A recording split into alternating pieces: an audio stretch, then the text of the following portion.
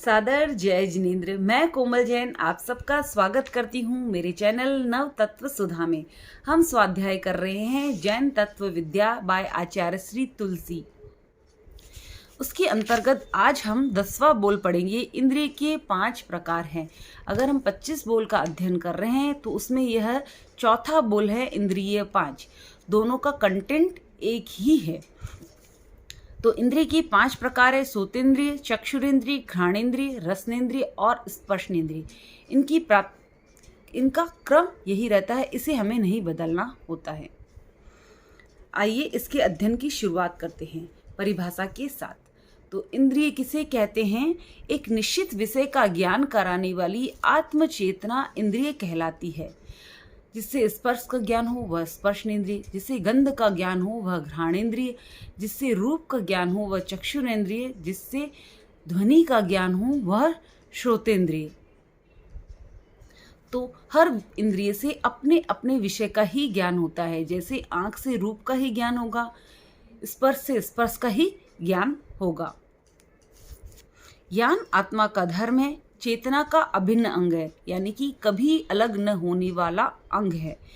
जीव का मुख्य लक्षण होता है चेतना, चाहे जीव एकेंद्रीय हो, द्विंद्रिय, त्रिंद्रिय या पंचेंद्रिय, किसी भी रूप में हो, उसके पास चाहे सूक्ष्म रूप में ही हो, दिखाई नहीं तो थोड़ा न थोड़ा ज्ञान अवश्य होगा, चेतना का जागरण अवश्य होगा। इसलिए आत्मा और ज्ञान के बीच में कोई व्यवधान नहीं रहता है। गुरुदेव लिखते हैं कि आत्मा और ज्ञान के बीच कोई व्यवधान, कोई बाधा नहीं होती है।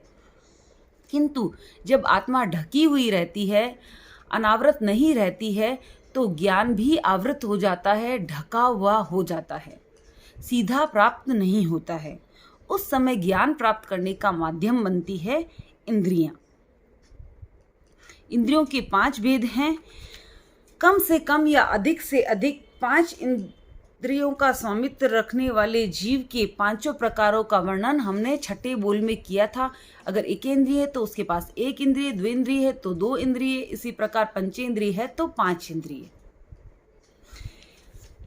इन इंद्रियों के प्रकारों को समझने से पहले हम इसी बोल का अंतिम पैराग्राफ यहीं साथ में समझ लेते हैं। इंद्रिय ज्ञान व्यवहित ज्ञान है। व्यवहित ज्ञान यानी कि इंद्रिय से जो ज्ञान प्राप्त होता है उसमें बाधा रहती है। आत्मा और पदार्थ के बीच तीसरे तत्व की उपस्थिति रहती है, यानी कि डायरेक्ट ज्ञान की प्राप्ति नहीं होती है। इंद्रिय ज्ञान परोक्ष ज्ञान होता है।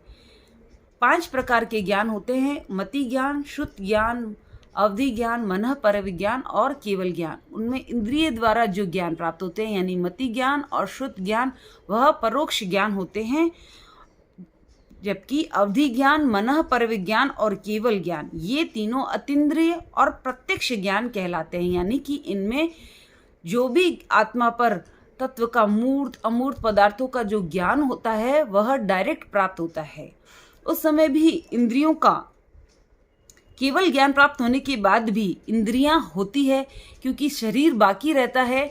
तो शरीर जब तक रहता है तब तक इंद्रियां तो होगी ही, परंतु फिर भी वह व्यक्ति अनिंद्रिय बन जाता है, क्योंकि वहां आकार रूप में सभी इंद्रियां रहती है, परंतु पदार्थ को जानने के लिए उनका उपयोग नहीं रहता है।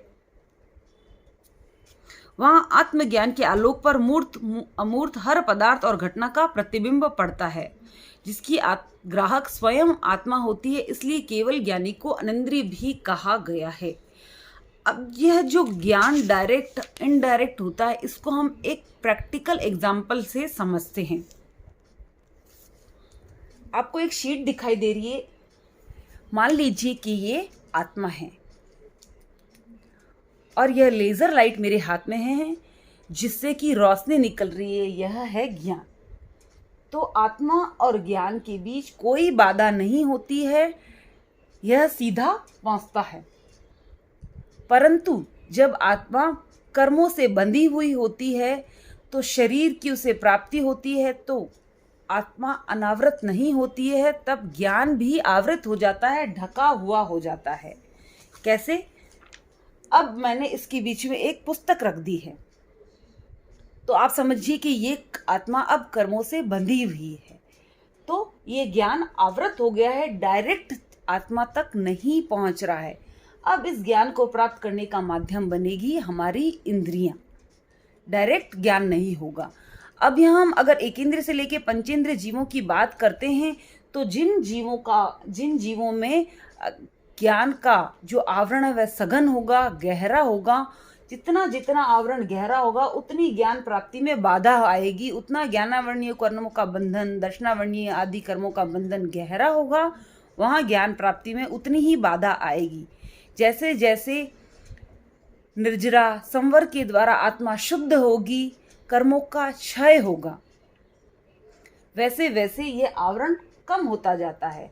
जब ये आवरण कम होता है, जैसे मैंने यहाँ आवरण कम कर दिया, तो ज्ञान की प्राप्ति, ज्ञान का प्रकाश आत्मा पर अधिक पड़ेगा, उनके ज्ञान उन जीवों को ज्ञान की प्राप्ति अधिक होती है।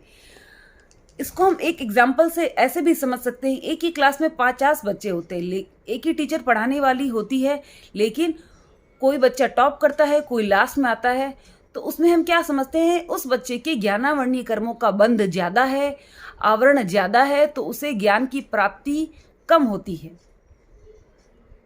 और जिस बच्चे ने ज्ञानावरणीय कर्मों का अधिक क्षय कर रखा है तो उसे ज्ञान की प्राप्ति ज़्यादा होती है। जैसे जैसे ये आवरण कम होता जाता है, जैसा कि मैंने अभी आपको बताया, गुरुदेव लिखते हैं कि अवधि ज्ञान, मन परविज्ञान, केवल ज्ञान के अंदर मूर्त अमूर्त सभी प्रतिबिंब की आत्मा ग्राहक स्वयं आत्मा ही होती है। लेकिन इंद्रिय ये आवरण हैं, इंद्रिय की प्राप्ति है, अभी भी इंद्रियां हैं, शरीर है, परंतु उनका उपयोग नहीं रहता है। जो भी ज्ञान की प्राप्ति होती है वह डायरेक्ट होती है। मुझे उम्मीद है आपका ये कॉन्सेप्ट यहाँ इस एग्जाम्पल के कारण, इस प्रैक्टिकल पोर्शन के कारण और अधिक क्लियर हुआ होगा। अगर नहीं हुआ है तो इस वीडियो को, इस पोर्शन को बार बार देखिए, इस कॉन्सेप्ट को क्लियर कीजिए, क्योंकि जब हम कर्मों के बारे में, कर्मों की रूपों के बारे में आगे जब जानेंगे तब ये हमारे लिए बहुत ही बेनिफिशियल होगा। आगे बढ़ते हैं। इंद्रियों की प्राप्ति में शरीर नाम कर्म के उदय तथा दर्शनावरणीय कर्म के क्षयोपशम का युगपत योग रहता है। 8 प्रकार के ज्ञान होते हैं, ज्ञानावरणीय, 8 प्रकार के कर्म बंधन होते हैं, ज्ञानावरणीय, दर्शनावरणीय, मोहनीय, वेदनीय, आयुष्य, नाम, गोत्र और अंतराय।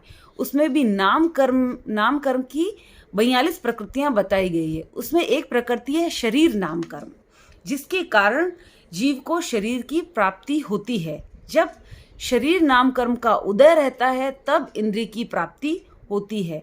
साथ साथ दर्शनावरणीय कर्म का क्षयोपशम का युगपत योग रहता है।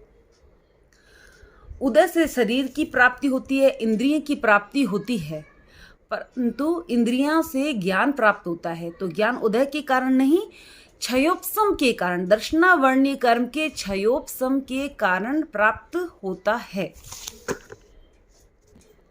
यहाँ क्षयोपशम का अर्थ समझते हैं। क्षय और उपशम से क्षयोपशम शब्द बनता है। क्षय मतलब कर्मों का टूटना। जब कर्म आत्मा से में जुड़ जाते हैं, फिर फल रूप में आके उदय में आते हैं, फल रूप देते हैं, उसके बाद वे समाप्त हो जाते हैं।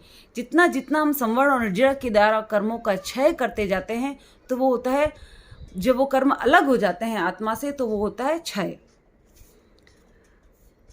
जब क्षय युक्त उपशम होता है तब उसे क्षयोपशम कहते हैं। क्षय का मतलब समझा, अब उपशम है। उपशम का अर्थ उन कर्मों का कुछ समय के लिए दब जाना। उस समय आत्मा पर उसका फल रूप असर नहीं होता है, परंतु जब क्षय युक्त उपशम होता है, यानी कि क्षय और उपशम दोनों प्रकृतियां होती है, तब उसे कहते हैं क्षयोपशम। क्षयोपशम सिर्फ घाती कर्म का ही होता है। 4 प्रकार के घाती कर्म, 8 कर्मों में 4 घाती होते हैं, 4 अघाती होते हैं। घाती कर्म होते हैं जो आत्मा में के मूल गुणों का घात करते हैं, जैसे कि ज्ञानावरणीय, दर्शनावरणीय, मोहनीय और अंतराय। ये 4 घाती कर्म होते हैं। क्षयोपशम सिर्फ घाती कर्म का ही होता है, अघाती कर्मों का क्षयोपशम नहीं होता है। क्षयोपशम में प्रदोषोदय रहता है और उपशम में प्रदेशोदय नहीं रहता है। जब आत्म प्रदेशों के अंदर कर्मों का उदय होता है, वो भोगे जाते हैं, तो उसे कहते हैं क्षयोपशम। उपशम जो होता है वो प्रदेश में नहीं रहता है, हमें उसका फल स्वरूप, फल का पता नहीं चलता है, उसे वह दब जाता है। यही क्षयोपशम और उपशम का अंतर है। क्षयोपशम से जो आत्मा की अवस्था होती है उसे क्षयोपशमिक भाव कहते हैं। उस समय जो आत्मा की अवस्था होती है उसे हम क्षयोपशम कहते हैं। तो हमें इंद्रिय की प्राप्ति कब होती है? जब शरीर नाम कर्म का उदय हो और दर्शनावर्णी कर्म का क्षयोपशम हो, दोनों का योग हो, तब हमें इंद्रिय की प्राप्ति होती है। अब हम समझेंगे इंद्रिय को। वैसे तो मैंने पहले बताया कि इंद्रिय के 5 प्रकार है। अब प्रत्येक इंद्रिय की और डिवीजन किया है, उसे और विस्तृत रूप में बताया गया है। तो अब हम चार्ट से समझेंगे। इस चार्ट का आप स्क्रीनशॉट भी ले सकते हैं ताकि आपको ये बेहतर तरीके से समझ में आए। इंद्रिय की 2 प्रकार होते हैं, द्रवेंद्रिय और भावेंद्रिय। 2 प्रकार की इंद्रियां होती है। जो द्रवेंद्रिय होती है वह पुद्गल की शक्ति होती है, जबकि जो भावेंद्रिय होती है वो आत्मशक्ति होती है। कान, नाक, जीभ आदि रूप में जो दृश्य इंद्रियां होती है, पौद्गलिक इंद्रियां होती हैं, उन्हें हम द्रवेंद्रियां कहते हैं। द्रवेंद्रियां 2 प्रकार की होती है, निवृत्ति और उपकरण। निवृत्ति का अर्थ है आकार, वह भी 2 प्रकार का होता है। आकार के भी यहाँ 2 प्रकार बताए गए हैं, बाह्य और आभ्यंतर। जो बाह्य रूप होता है वह निवृत्ति का पहला प्रकार बाह्य। तो द्रवेंद्रियों में 2 प्रकार, निवृत्ति और उपकरण। निवृत्ति की भी 2 प्रकार, बाह्य और आभ्यंतर। कान, नाक, आँख, जीभ, त्वचा। इनका जो बाहर का आकार होता है, जो हमारे नाक का आकार दिख रहा है, आँख का आकार दिख रहा है, इनकी जो बाहर का आकार होता है वह होता है बाह्य। ये सब में एकेंद्र से लेके पंचेंद्रिय सभी प्रकार को जीवों में भिन्न भिन्न प्रकार का होता है, यानी कि अलग अलग होता है। बाह्य के बाद बढ़ते हैं हम आभ्यंतर में। जो द्रवेंद्रिय का दूसरा प्रकार है, बाह्य आकार प्रत्येक जीव के प्रत्येक इंद्रिय का स्वतंत्र होता है, उसमें एक रूपता नहीं होती। परंतु जो आभ्यंतर आकार है वह निर्धारित होता है, यानी कि उसका जो आकार है, उसकी जो शेप है वो फिक्स होती है। सर्वप्रथम कान को देखें तो कान का जो आभ्यंतर आकार होता है वह कदम्ब के फूल के आकार के समान होता है। एक इंद्रिय से लेके एक इंद्रिय के अंदर तो कान होता ही नहीं है। जिन जिन जीवों में भी कान होता है या श्रोतेंद्रिय की प्राप्ति होती है पंचेंद्रिय जीवों में, उन पंचेंद्रिय जीवों के सभी के कान का अभ्यंतर यानी कि इंटरनल जो उसका रूप है, उसका जो आकृति है वो कदम के फूल के समान होगी। उसी प्रकार जिन जीवों के पास भी घ्राणेंद्रिय हैं, नाक है, तो उसकी आकृति होगी मसूर की दाल के समान। आँख की तुलना की गई है अति मुक्त पुष्प की चंद्रिका के आकार के समान। जीवा खुरपे के आकार के समान। त्वचा अभ्यंतर में भी ये चारों प्रकारों के जो अभ्यंतर रूप है वह जैसा निर्धारित है वैसा ही होता है, लेकिन स्पर्शनेंद्रिय में सबका आकार अलग अलग होता है। जो आभ्यंतर रचना होती है, जो इंटरनल रचना होती है, वह भी सबकी अलग अलग होती है। यह हमने इंद्रिय का पहला प्रकार समझा।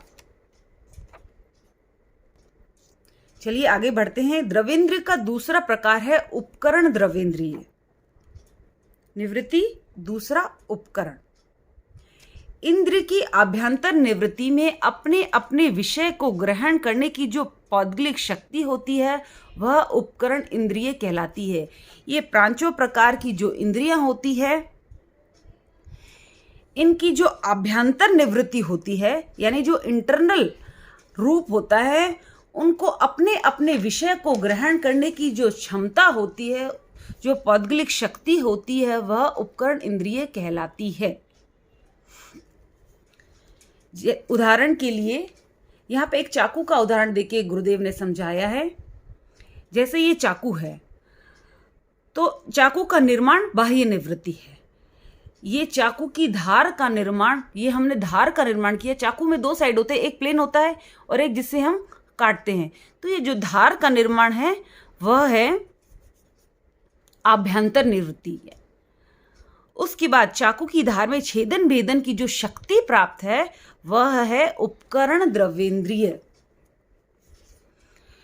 कुछ कुछ लोग जन्म से ही गूंगे होते हैं, उनके पास ये बाहर से कान दिख रहा है या सुनने की शक्ति नहीं होती, तो कान की जो बाह्य संरचना है वह भी होती है, इंटरनल भी होती है, लेकिन पौद्गलिक शक्ति नहीं होने के कारण उन्हें सुनाई नहीं देता है।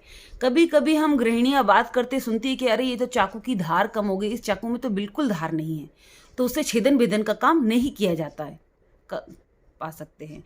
पर ये जो स्ट्रक्चर बना हुआ है वो तो बना हुआ है, लेकिन उसमें जो धार, जो पौद्गलिक शक्ति है वो खत्म हो गई है। उस कारण चाकू से छेदन भेदन नहीं किया जा रहा है। यही बात यह है कि इंद्रिय की आभ्यंतर निवृत्ति में अपने अपने विषय को जो ग्रहण करने की पौद्गलिक शक्ति होती है वह होती है उपकरण द्रव्येंद्रिय। तो द्रव्य इंद्रिय के दो प्रकार हमने समझे, निवृत्ति द्रव्येंद्रिय और उपकरण द्रव्येंद्रिय। ये दोनों अलग अलग, ये दोनों थी पौद्गलिक शक्ति।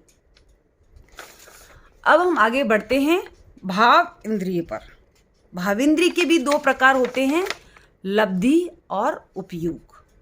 लब्धि भावेंद्रिय, उपयोग भावेंद्रिय। लब्धि भावेंद्रिय का अर्थ है ज्ञान करने की क्षमता की उपलब्धि, यह आत्मिक शक्ति है।